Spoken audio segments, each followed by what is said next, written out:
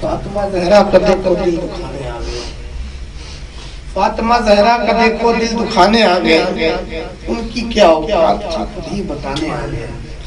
فاطمہ زہرا کا دیکھو دل دکھانے آ گئے، ان کی کیا اوقات تھی خود ہی بتانے آ گئے۔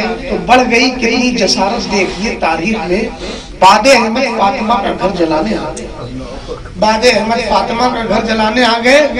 تو کیسے بیاں ہو درد کا عنوان فاطمہ، کیسے بیاں ہو درد کا عنوان فاطمہ، آنکھیں ہیں تیرے غم میں پریشان فاطمہ، کیسے بیاں ہو درد کا عنوان فاطمہ، آنکھیں ہیں تیرے غم میں پریشان فاطمہ۔ تو تجھ پر ستم کی حد ہوئی، کیسے ہنر لکھے، تو بھی ہے ایک صبر کا قرآن فاطمہ، تو بھی ایک صبر کا قرآن فاطمہ۔ آپ نے پتہ چلے کہ میرے اشعار میری قبر کے اندر رکھ دو، میرے اشعار میری قبر کے اندر رکھ دو، یہ اندھیروں کے اجالوں میں بدل ڈالے، میرے اشعار میری قبر کے اندر رکھ دو، یہ اندھیروں کو اجالوں میں بدل ڈالیں گے۔ تو بھول کر دشمن زہرا جو اگر الجھیں گے، پھر میرے پاؤں سے رکھ کے کچل ڈالیں گے، پھر میرے پاؤں سے رکھ کے کچل ڈالیں گے۔ سلام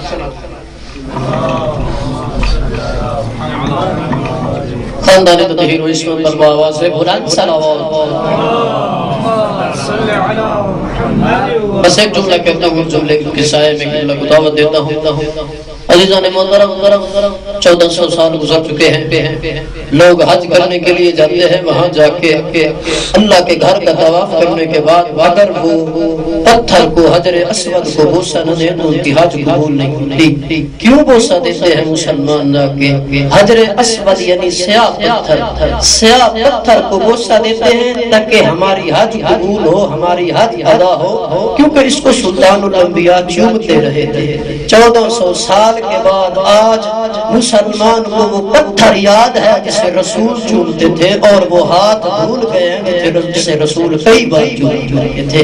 بس میں انہی الفاظ کے سائے میں دعوت کتاب دیتا ہوں جناب استاد محترم قبلہ حجت الاسلام والمسلمین قبلہ محترم اس محمد اسحاق جواد صاحب کو آئیں اور اپنے مخصوص انداز میں ذکر جناب سیدہ سلام اللہ علیہا بیان فرمائیں۔ ان کے آنے سے پہلے نعرہ تکبیر، نعرہ رسالت، نعرہ حیدری، نعرہ حیدری، حسینیت، یزیدیت، بآواز بلند صلوات۔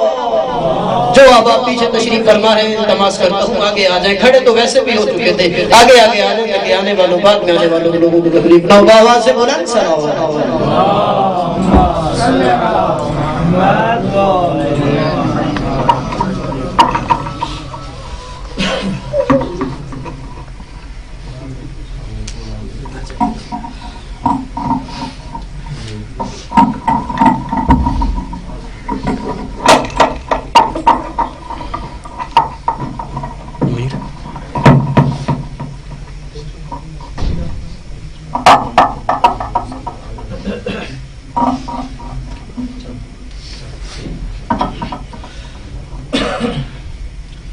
أعوذ بالله من الشيطان الرجيم بسم الله الرحمن الرحيم الحمد لله رب العالمين الرحمن الرحيم مالك يوم الدين إياك نعبد وإياك نستعين وصل اللهم على حبيبك ونجيبك وسيد خلقك وخاتم رسلك محمد وآله الطيبين الطاهرين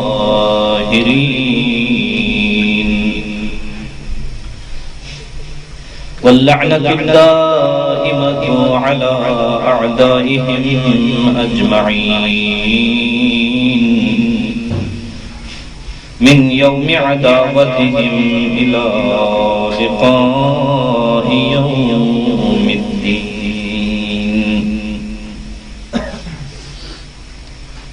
یا ایہا العزیز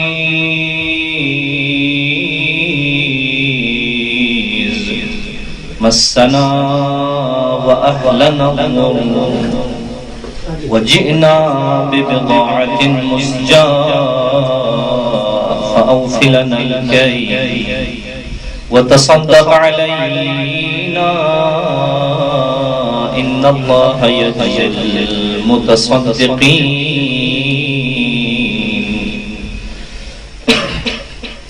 نزيلك حيثما اتجهت ركابي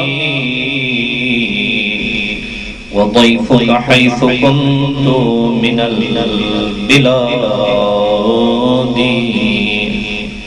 أما بعد فقد قال مولانا إمام الصادق صلوات الله عليه الملوك حكام على الناس والعلماء حكام على الملوك وقال رسول الله صلى الله عليه وآله وسلم فاطمة بضعة مني صلوات الله محمد صل على محمد وعجل فرجهم. عزیزان محترم،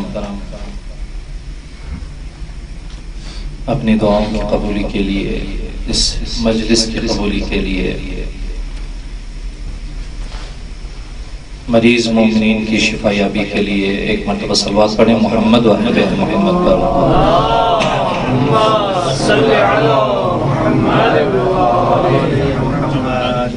ہم سب کے مرحومین کی مغفرت کے لیے، خصوصاً بانی مجلس کی مرحومین کی مغفرت کے لیے، جو بھی دنیا سے خدمت اہل بیت کرتے دنیا سے چلے گئے، ان کی بلندی درجات کے لیے ایک مرتبہ پھر سے صلوات پڑھیں محمد و اہل بیت.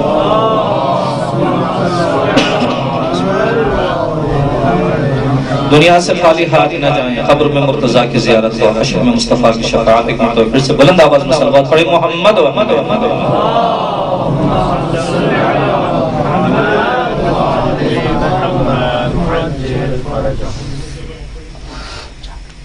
عزیزان محترم، آپ سب فضلاء میں سے ہیں، علماء کرام ہیں. مجالس خمسہ کی پہلی مجلس ہے. بہت سارے موضوعات ذہن میں آ رہے تھے